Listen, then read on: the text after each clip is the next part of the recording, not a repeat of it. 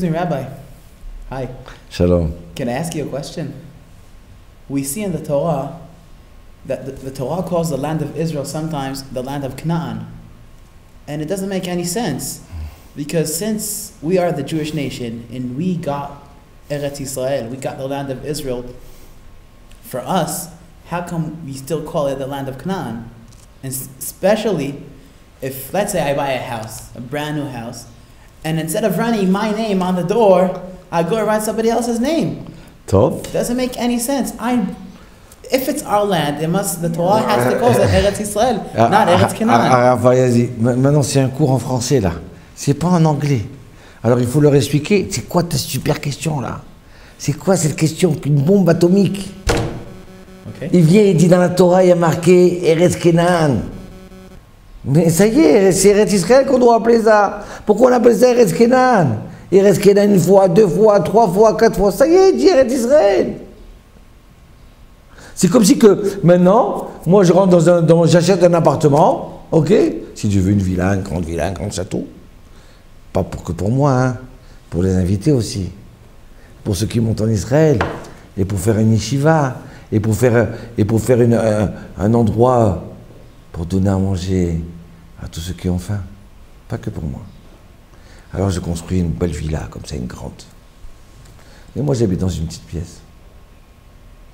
Et sur la porte, il y avait marqué Monsieur Fayazi. C'était sa maison avant. Et au lieu de laisser Atali, je laisse marquer Fayazi. Pourquoi? Comme si j'ai comme ça un ami dans la vieille ville. Maurice Lamy, mon cher Lamy. Tu rentres chez lui, il y a toujours le nom de monsieur d'avant. Pourquoi? Marque ton nom maintenant. Alors, pourquoi la Torah elle appelle Eretz Canaan la terre de Canaan? Ça y est, Canaan, c'était il y a 4000 ans de ça. Maintenant, c'est Eretz Israël. Écoutez bien. Quand les Bnei Israël, ils sont sortis d'Égypte pour arriver en Eretz Israël, les peuples, ils ont dit, on va se battre, on va les empêcher de venir prendre nos terres, ils veulent venir chez nous. Mais il y a un peuple qui a dit, mais attends, Hachem nous a donné la terre. Maintenant, Hachem, il veut la donner au peuple d'Israël. Donc, c'est à lui. Donc, il a préparé, il a dit à tout le monde, préparez vos affaires, préparez les valises, on s'en va. Où on va? Le peuple d'Israël va venir maintenant sur sa nouvelle terre. C'est le nouveau propriétaire. Donc, nous, on s'en va.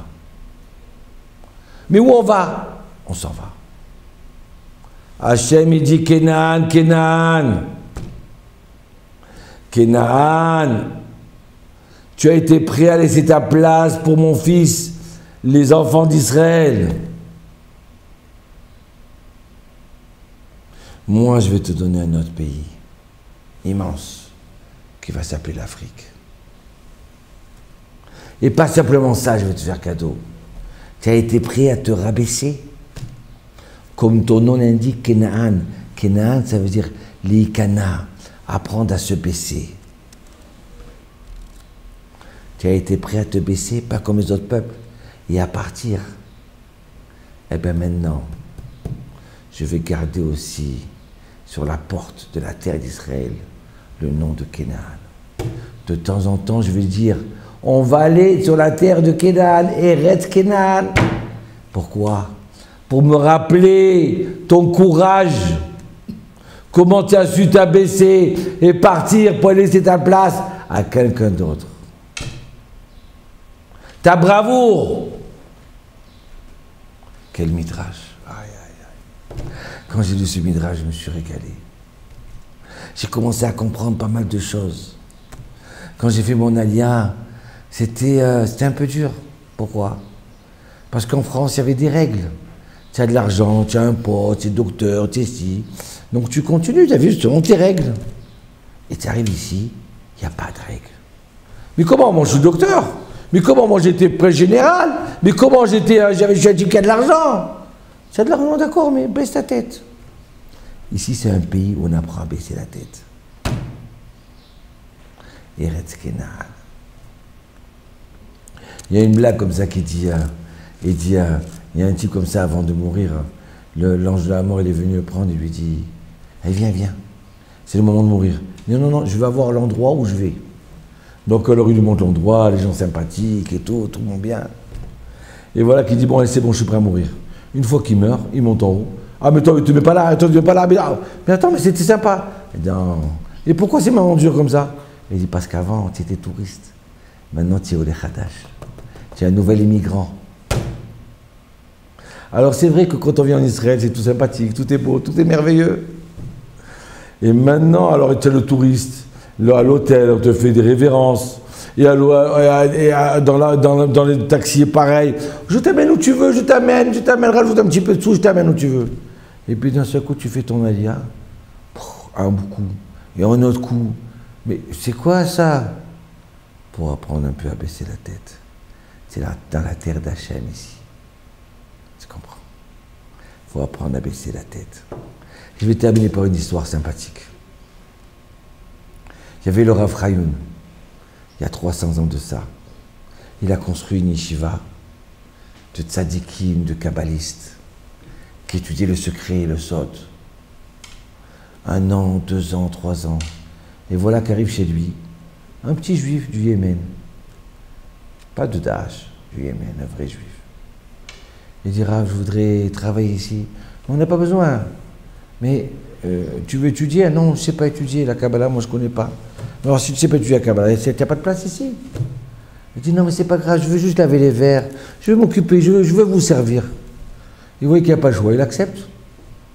Ah, tu acceptes, d'accord. Et voilà qu'il lave les verres, et de temps en temps il entend les livrets Torah, la Kabbalah, et tout ça. Et voilà qu'un jour il a une question, le Rav Chayoun.